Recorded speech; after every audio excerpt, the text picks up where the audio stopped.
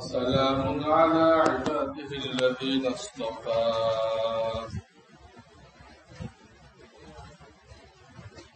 أما بعد فأعوذ بالله من الشيطان الرجيم بسم الله الرحمن الرحيم وما أمروا إلا ليعبدوا الله مخلصين له الدين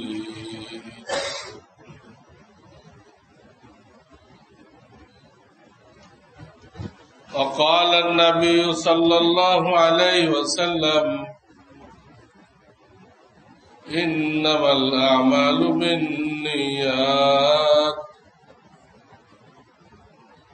وإنما لكل امرئ ما نوى فمن كانت هجرته إلى الله ورسوله فهجرته إلى الله ورسوله ومن كانت هجرته إلى دنيا أو إلى امرأة يتزوجها فهجرته إلى ما هاجر إليه متفق عليه صدق الله العلي العظيم وصدق رسوله النبي الكريم बुजुर्गान मोहतरम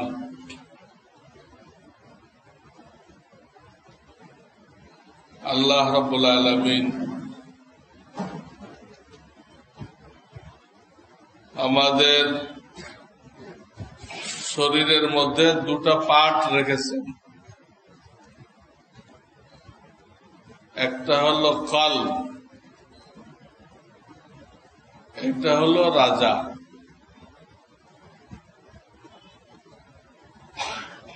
এটা যা সিদ্ধান্ত নেয়, যা হুকুম করে, অঙ্গ প্রত্যঙ্গ সেটা পূরণ করে। সিদ্ধান্ত কিন্তু কলব নেয়, পরে হাত পা চোখ কান যত কিছু আছে সব ওইটাকে বাস্তবায়ন করে।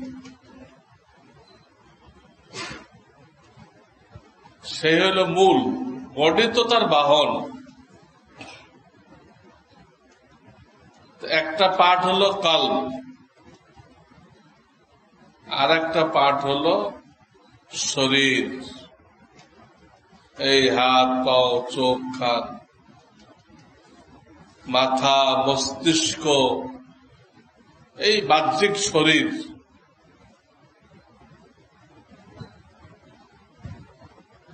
একটা পার্ট তো ঊর্ধ্ব জগৎ থেকে আসছে, ঊর্ধ্ব জগতে চলে যাবে।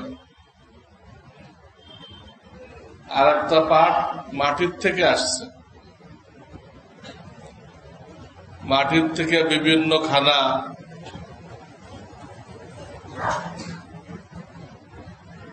মানুষরা খায়,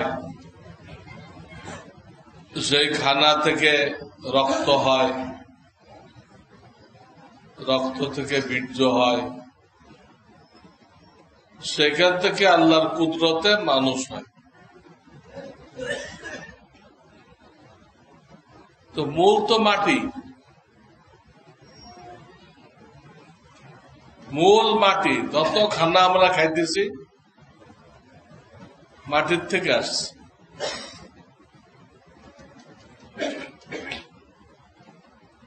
এই জন্য মানুষকে মাটির তৈরি বলা হয়। এটা মৃত্যুর পরে আবার মাটি হয়ে যায়। তো আল্লাহ রাব্বুল আলামিন আমাদের নাজাতের জন্য উভয় জগতের কামিয়াবির জন্য যে হুকুম আহকাম নাযিল করেছেন, এর কিছু হলো কলবের সাথে সম্পর্ক। কলব, এতদিন যে বয়ান হলো সবর শকর, আরো সামনে বয়ান হবে, সব কলবের সাথে সম্পর্ক। কলবের কিছু গুণ আছে, এই সবর শকর, ইখলাস, তাওয়াক্কুল, আল্লাহর উপরে ভরসা, রিজা বিল কাজা, আল্লাহর যে কোনো ফয়সালায় সন্তুষ্ট থাকা, তওবা, আখিরাতের মুহাব্বত, এইরকম 10টা গুণ আছে। আবার 10টা বিমারিও আছে অন্তরের। রুহানি ব্যাধি বলে। রাগ, রাগ একটা রোগ। হিংসা, বিদ্বেষ, অহংকার, রিয়া, লোক দেখানো, নেক কাজ করে বাহাবা কুড়ানোর জন্য, সুনাম সুখ্যাতির জন্য। এরকম রুহানি ব্যাধিও আছে 10টা।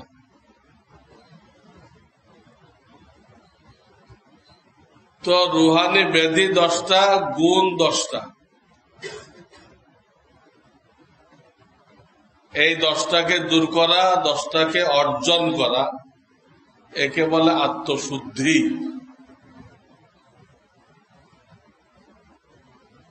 এবং এর সমষ্টির নাম হলো তরিকাত। সমষ্টির নাম হলো তরিকাত, ভিন্ন কিছু না, শরীয়তের একটা অংশ। আবার জাহিরি শরীরের অনেক হুকুম আহকাম আছে।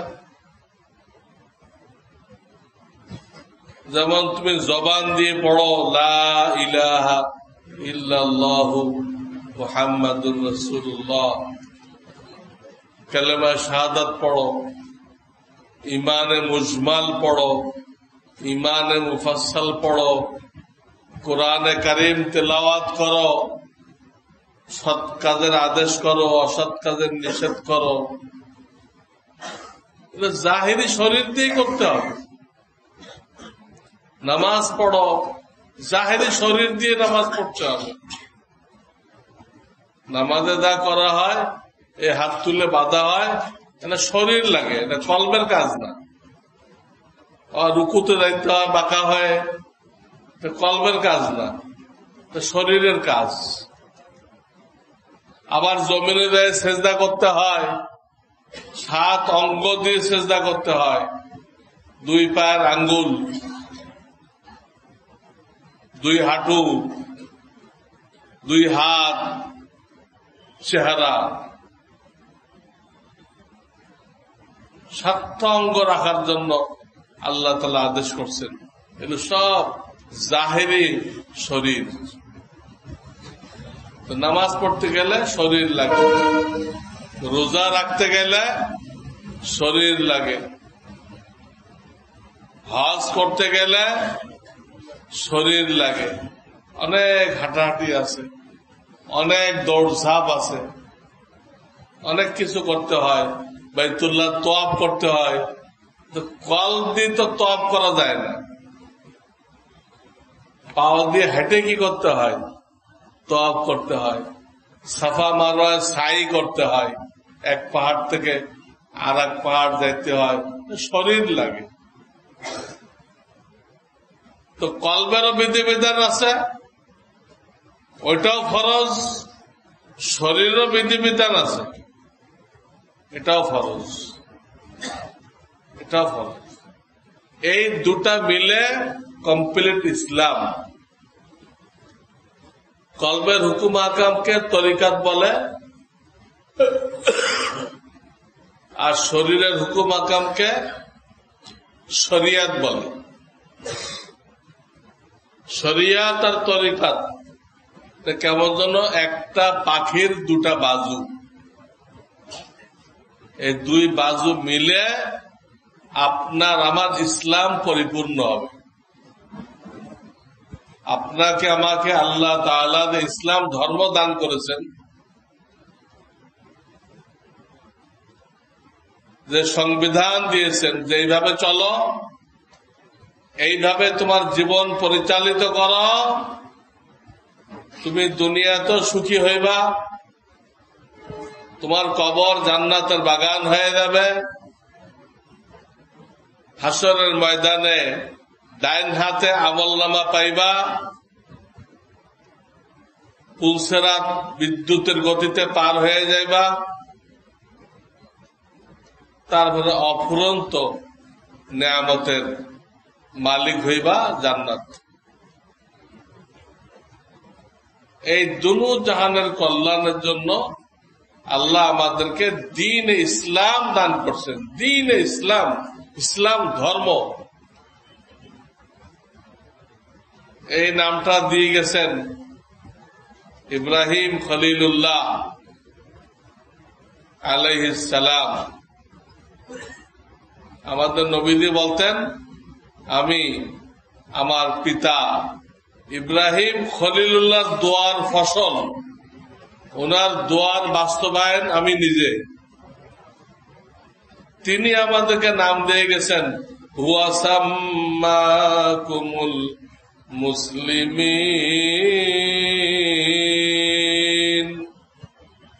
তিনি আমাদের নামকরণ করে গেছেন, আমরা মুসলমান, আমরা মুসলমান। তো ইসলামের মধ্যে দুটা পার্ট, একটা কলবের হুকুম আহকাম আর একটা শরীরের হুকুম আহকাম। কলবের হুকুম আহকামের নাম তরিকাত। কেউ বলে তরিকাত, কেউ বলে মারেফাত, কেউ বলে হাকিকাত, আসলে একটাই, এটা কলবের সাথে সম্পর্ক। আর জাহেরি শরীরের সাথে যেটা, এটাকে শরিয়াত বলা হয়, শরিয়াত বলা হয়। আল্লাহ তাআলা উভয় লাইনের জন্য উলামা সৃষ্টি করছে। জাহেরি আলেমরা নামাজ, রোজা, হজ, যাকাত শিক্ষা দিবে, আর যারা কলবের উস্তাদ, রুহানি বেধির উস্তাদ, যাদেরকে বলা হয় হক্কানি পীর মাশায়েখ, হক্কানি পীর মাশায়েখ, হক্কানি বলছি। আজকাল তো কত দরবার তৈরি হয়েছে, সব ভণ্ডের দরবার। ওইগুলো কোন হক্কানি পীর মাশায়েখ না, এরা মানুষের পকেট কাটার জন্য ডাকু, ডাকাত। কিন্তু সাইনবোর্ড লাগাইছে পীরের, মূলত পকেট কাটার ডাকাত, কিন্তু সাইনবোর্ড লাগাইছে তারা পীর মাশায়েখ। কিছুই নেই তাদের কাছে পীর মাশায়েখের। কলবের কোন হুকুম আহকামই বলতে পারবে না।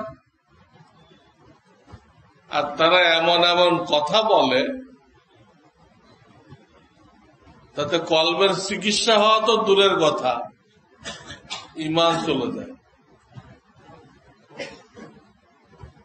এই বিভিন্ন ভণ্ড তৈরি হয়েছে, বড় বড় ভণ্ড। তারা যে সমস্ত মন্তব্য করে, তা বিশ্বাস করলে ঈমান থাকবে না। তাদের মধ্যে কেউ আছে সন্তান দেয়, কত বড় দাজ্জাল সন্তান দিচ্ছে। সন্তান দেওয়া তো আল্লাহর কাজ, মানুষ সন্তান দেয় কিভাবে? বহুত বড় দাজ্জাল। এবং আপনাদের কেসমত আজীব, সব ভণ্ডপীর গুলো এই এলাকায় আপনাদের আশেপাশে যত বড় বড় বড় ভণ্ডপীর আছে সবগুলো আপনাদের চারিপাশ এক একজন বসে আছে, দিনের ডাকু। মানুষ ইমান হারা হইতেছে। তার একজন থাকে মতিঝিল, সে মন্তব্য করছে যে বান্দা যে গুনাহ করে এর দায় দায়িত্ব বান্দার উপর আসবে না। কেন? গুনাহটা করাইছে তো ইবলিস, এই জন্য এর দায় দায়িত্ব ইবলিসের উপর আসবে, তোমাদের কোনো দায় দায়িত্ব নেই। তার মুরিদানদেরকে বুঝাই দিছে, তোমরা তো গুনাহ করো, মদ খাও, জিনা করো, তোমাদের কোনো সমস্যা নেই। উনি সবাইকে ফুলসিরাত পার করে নিয়ে যাবে এবং গুনার দায় দায়িত্বটা দিচ্ছে শয়তানের উপর। গুনার দায় দায়িত্ব যদি শয়তানের উপরে হয়, মানুষের কোনো দোষ না থাকে, তাহলে আল্লাহ তাআলা কোরআন নাযিল করলেন কেন? মানুষের যদি কোনো কর্তব্য না থাকে, তার কোনো দায় দায়িত্ব না থাকে, তার কোনো করণীয় না থাকে, তাহলে কোরআনের হুকুম আহকাম নাযিল করা অর্থহীন হয়ে যায়। তো মানুষের জন্য নাযিল করছে, ইবলিসের জন্য তো করে নাই, ইবলিসের জন্য করে নাই। এই জন্য তারা যে সমস্ত কথা বলে, এক এক কথায় মানুষের ঈমান চলে যায়। এই জন্য হাদিস আসছে, কিয়ামতের আগে দ্বীনের নামে এমন অনেক ফিতনা জাহের হবে, অনেক ফিতনা জাহের হবে, যা বিশ্বাস করলে ঈমান চলে যাবে। ইউসবিহুর রাজুলু মুমিনান ওয়া ইউমসি কাফিরা। মানুষ সকালে মুমিন থাকবে, বিকেলে কাফের হয়ে যাবে। কিয়ামতের আগে দ্বীনের নামে, ধর্মের নামে এত দল উপদল তৈরি হবে, যদি আপনি হক্কানি উলামায়ে কেরামের টাচে না থাকেন, হক্কানি উলামায়ে কেরামের সোহবতে না থাকেন, তো দেখা যাবে সকালে মুমিন ছিলেন, বিকেলে ঈমান চলে গেছে। একটাই রাস্তা, একটাই রাস্তা, ঈমানের জন্য একটাই রক্ষা কবচ, হক্কানি উলামায়ে কেরামের সোহবতে থাকতে হবে। হক্কানি কেমনি বুঝবেন? আর 10টা আলেমকে জিজ্ঞেস করেন, হুজুর এই আলেমটা কিরকম,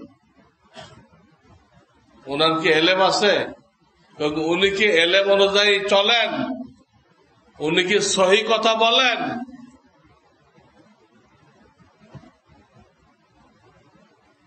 অন্য আলেমদেরকে জিজ্ঞেস করেন, আপনি নিজেও বুঝবেন তার প্রত্যেকটা কাজ সুন্নত অনুযায়ী। তার দরবারে বেগানা মহিলাদের আনাগোনা নেই, তার দরবারে গরুর কোনো মিছিল নেই, গরুর কোনো মিছিল নেই। তার দরবারে কবরের সিজদা, পায়ের সিজদা, এই কবর পূজা নেই। আপনিও বুঝবেন হক্কানিকে, তিনি কোন গুনাহের মধ্যে লিপ্ত না। আজকাল তো হুজুররা খুব জগ শখের সাথে টেলিভিশনে যাইতেছেন, টক শো করতেছেন, অনেক বক্তা বয়ান করতে আসে, সাথে ভিডিও করার লোক নিয়ে আসে। ভিডিও করার লোক নিয়ে আসে, অথচ প্রাণীর ছবি তোলা হারাম। কিছু আলেম ব্যাখ্যা দিচ্ছে ডিজিটাল ছবি জায়েজ। আরে ডিজিটাল কেন, এর থেকে আরো উন্নত কোন ছবি যদি বের হয় সেটাও হারাম। ডিজিটাল হলে জায়েজ আর অ্যানালগ হলে না জায়েজ, কোথায় পাইছে? সব শয়তানি ব্যাখ্যা। প্রাণীর ছবি তোলা হারাম। কি মেশিন দিয়ে তুললেন না হাতের তুলি দিয়ে আঁকলেন, এটা তো দেখা হবে না। আগের যুগে হাতের তুলি দিয়ে আঁকতো, পরে সাধারণ ক্যামেরা আসলো, এখন ডিজিটাল আসছে, এরপরে আরো কি আসবে আল্লাহ জানে। কিন্তু জিনিস তো এক, ওই তুলি দিয়ে বানাইতো যা, এখনো মেশিন দিয়ে তাই বানাইতেছে। ডিজিটাল বানাইলে জায়েজ আর তুলিতে বানাইলে হারাম, শয়তানি যুক্তি। তো অনেক আলেম এগুলো করতেছে এবং জায়েজ মনে করতেছে, অথচ হারাম। বুখারী শরীফ আছে, যারা এই ছবি তুলবে তাদেরকে সবচেয়ে কঠিন আযাব দেওয়া হবে কিয়ামতের দিন, আর বলা হবে জান দাও, এই যে ছবি তুলছ এর মধ্যে জান দাও। সেই ছবি নিয়ে আজকে কিছু আলেম তামাশা করতেছে, কি দুঃসাহস দেখাই দিবে, একে জায়েজ বলতেছে। হারামকে জায়েজ বললে ঈমান চলে যায়, হারামকে জায়েজ বললে ঈমান চলে যায়।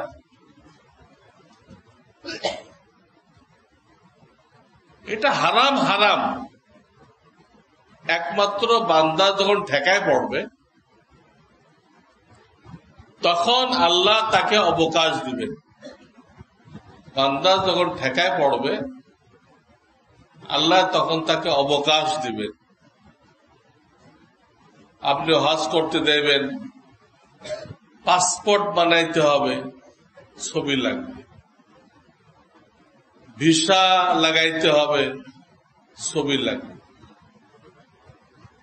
ন্যাশনাল আইডি কার্ড করবেন, তা না হলে আপনি চলতে পারবেন না।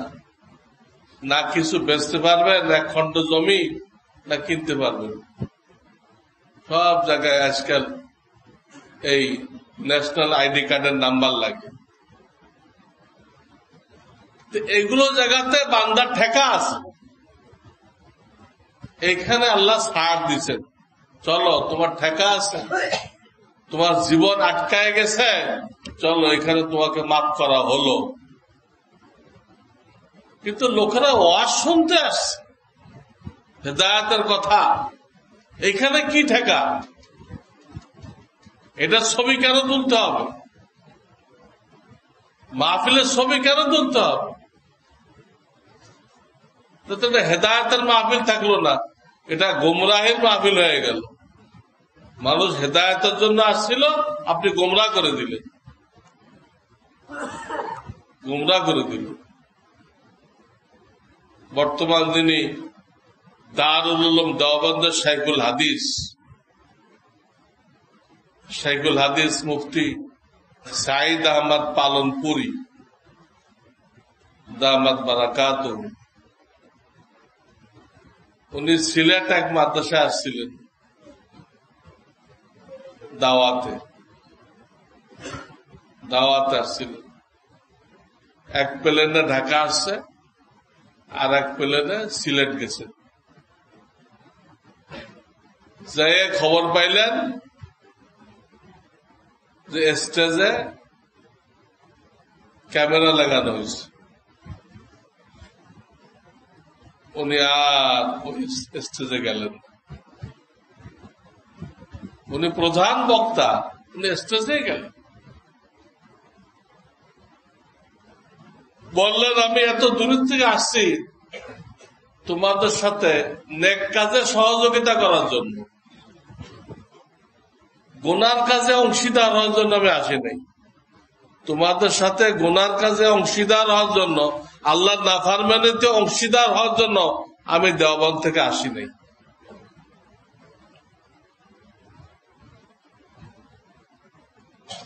স্টেজ থেকে সব ভিডিও সরাই দেওয়া হলো, সব সরাই দেওয়া হয়েছে, এবার আসে। উনি তারপরও জানলেন, তারপরও জানলেন। মোহতাম সাহেব পায়ে পড়লেন, হুজুর মাফ করে দেন, আর করবো না। বললো কেন, তুমি একজন আলেম, ছবি তোলা হারাম তুমি জানো না? তুমি কেন দিনই কাজে ছবি তুললা?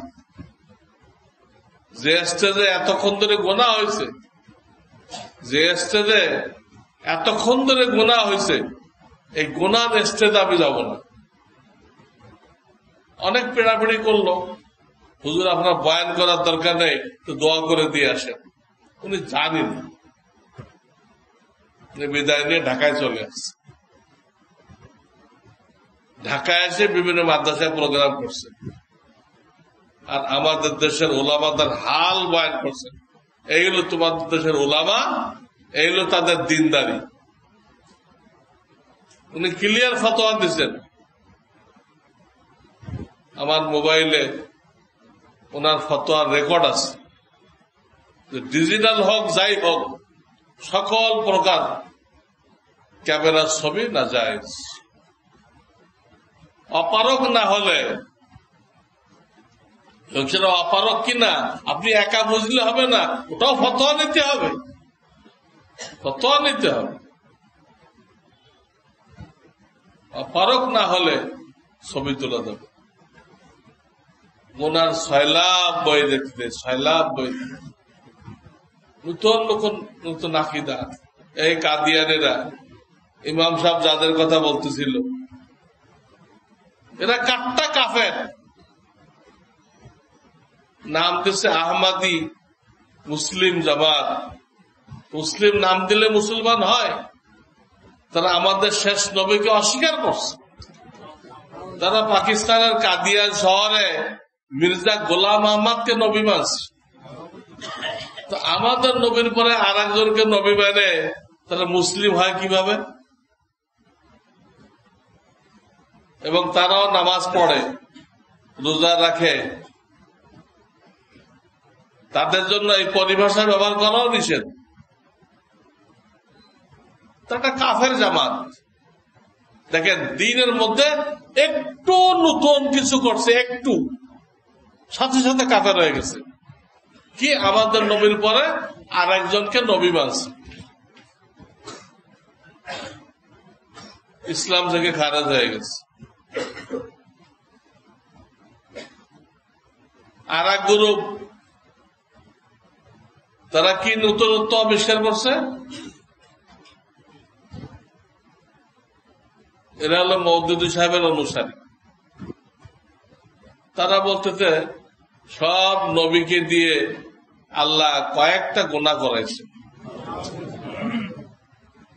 এই একটা কথার দরুন এরা ইসলাম থেকে খারেজ হয়ে গেছে। ইসলামে এদের কোন হিস্সা নেই। মওদুদী সাহেবের এই আকীদা যে মানবে, যে বিশ্বাস করবে, তার ঈমান নষ্ট হয়ে গেছে। কোন নবী গুনাহ করেন নাই। সমস্ত নবী নিষ্পাপ, উম্মতের জন্য মডেল, উম্মতের জন্য মডেল। এইভাবে এক এক গ্রুপ নতুন একটা আবিষ্কার করে ইসলাম থেকে আউট হয়ে গেছে। শিয়া, ইরানের শিয়া, আমাদের দেশেও শিয়া আছে, বহুত শিয়া আছে আমাদের দেশে।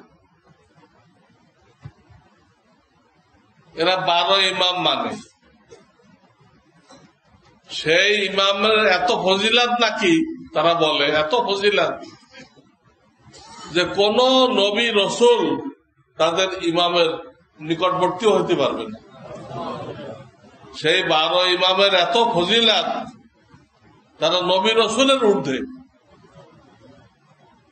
এই একটা আকীদার কারণে এই শিয়ারা কাফের হয়ে গেছে, এটা কাফের হয়ে গেছে। এক এক ভণ্ড দল এক একটা গুমরাহের কথা বলে, শুধু একটা, বেশি লাগে না। কাফের হওয়ার জন্য অনেক কথা দরকার নেই। ইসলামের যে মৌলিক বিশ্বাস, ওর কোন একটা বেষ্টন করে দিলে তার ঈমান থাকবে না। নবী রাসূল নিষ্পাপ। অনেক মুসলমান বিশ্বাস করে যে আমাদের নবী নূরের তৈরি, আমাদের নবী গায়েব জানেন। এগুলো আল্লাহর সাথে শিরক। এদেরকে বলা হয় রিজবি গ্রুপ, রিজবি। এরা হিন্দুস্তানে এক ভণ্ড লোক ছিল, ইংরেজদের পক্ষের লোক। তার নাম হলো আহমদ রেজা খান। আহমদ রেজা খান এর অনুসারী। এরা বলে নবীজি নূরের তৈরি। আরে নূরের তৈরি তো ফেরেশতা, ফেরেশতা তো মানুষের নিচে। আর গায়েব জানলে হলে একমাত্র আল্লাহ। তারা এই আকীদা পোষণ করে ইসলাম থেকে খারেজ হয়ে গেছে। এই জন্য খুব সাবধান থাকতে হবে। বর্তমান জামানায় এক এক নতুন কথা এরকম আসতেছে, কোন একটা ফেরকা এক একটা নতুন কথা ছেড়ে দিচ্ছে, যারা বিশ্বাস করলে ঈমান চলে যায়। ওই হাদিস সামনে আসে, নবীজিতে বলে গেছেন লোকেরা সকালে মুমিন থাকবে, বিকালে কাফের হয়ে যাবে। সকালে মুমিন, বিকালে কাফের। আজকাল এরকম নতুন কথা অনেক আসতেছে, অনেক আসতেছে। আর এক গ্রুপ বলতেছে হেদায়েত আল্লাহর হাতে না, হেদায়েত আল্লাহর হাতে। এই কথা বললে কোরআনের অসংখ্য আয়াতকে অস্বীকার করা হয়, অসংখ্য আয়াতকে অস্বীকার করা হয়। হেদায়েত আল্লাহর হাতে। রসুলগণ, ওলামায়ে কেরামগণ মানুষের রাস্তা দেখায় যে এটা জান্নাতের রাস্তা, এটা দোজখের রাস্তা, রাস্তা দেখায়। এখন যে আল্লাহর কাছে কান্নাকাটি করে হেদায়েত চায়, সে হেদায়েত পায়? হেদায়েত দেওয়ার মালিক আল্লাহ। নবীজি তার চাচার হেদায়েত চাইছিলেন, চাচা চায় নাই, আল্লাহ দেয়নি। নবীজি চাচা আবু তালেবের হেদায়েত চাইছিলেন, মনে প্রাণে চাইছিলেন, চাচা চায় নাই, আল্লাহ দেয়নি। ইব্রাহিম খলিলুল্লাহ বাপের হেদায়েত চাইছিলেন, বাপে চায় নাই, আল্লাহ দেয়নি। নূহ আলাইহিস সালাম তার ছেলে কিনানের হেদায়েত চাইছিলেন, ছেলে চায় নাই, আল্লাহ দেয়নি। লূত আলাইহিস সালাম তার স্ত্রীর হেদায়েত চাইছিলেন, স্ত্রী চায় নাই, আল্লাহ দেয়নি। তাহলে হেদায়েত কার হাতে? আল্লাহর হাতে। এখন নতুন আর এক ফেরকা তৈরি হয়েছে, দারুল দেওবান ফতোয়া দিয়ে দিছে যে এই লোকের কর্মকাণ্ড দ্বারা বোঝা যাচ্ছে ইনি নতুন একটা ফেরকা তৈরি করতেছে, যারা আহলে সুন্নাত ওয়াল জামাত না। ইনি নতুন একটা ফেরকা তৈরি করতেছেন, যে ফেরকাটা যে হক জামাতকে বলা আহলে সুন্নাত ওয়াল জামাত। আজকাল এই শব্দটা বেদাতিরা ব্যবহার করে, যারা কাট্টা বেদাতি। এই কুমিল্লা ওইদিকে আছে, শাহরাস্তি, তারপরে হাজীগঞ্জ, এটা তো বেদাতের মার্কাজ। এটা কাট্টা বেদাতি। ওরা দাবি করে আমরা আহলে সুন্নাত ওয়াল জামাত। একদম মিথ্যা কথা। হক্কানি উলামায়ে কেরাম এরা আহলে সুন্নাত ওয়াল জামাত, এবং তাদেরকে যারা মানে, হক্কানি উলামায়ে কেরামকে যারা মানে, তারা আহলে সুন্নাত ওয়াল জামাত। তো দেওবান ফতোয়া দিছে যে যারা বলে হেদায়েত আল্লাহর হাতে না, এবং যারা বলে শুধু মসজিদ ভিত্তিক দাওয়াত এটা দিনের কাজ আর কোনটা দিনের কাজ না, এসব কথা যারা বলে তাদের সম্পর্কে দেওবন্দ ফতোয়া দিয়ে দিছে। দারুল উলুম দেওবন্দ পুরো দুনিয়ার এলেমের মার্কাজ, পুরো দুনিয়ার মাদ্রাসার হেডকোয়ার্টার, সেখান থেকে ক্লিয়ার ফতোয়া দিয়ে দিছে যে এরা নতুন একটা ফেরকা আবিষ্কার হয়েছে, এটা আহলে সুন্নাত ওয়াল জামাত না, এটা গুমরাহ ফেরকা। গুমরাহ ফেরকা। এই ফেরকার আলামত কি? এই ফেরকার আলামত হলো এরা চরম ওলামা বিদ্বেষী, চরম ওলামা বিদ্বেষী। ওলামাদের কথা শুনলে বিদ্বেষে ওদের বুক ফেটে দেয়। ওদের কথা হলো হাসপাতাল আমরা চালাবো, ডাক্তার তাড়াও। হাসপাতাল আমরা চালাবো, ডাক্তার তাড়াও। ডাক্তার দরকার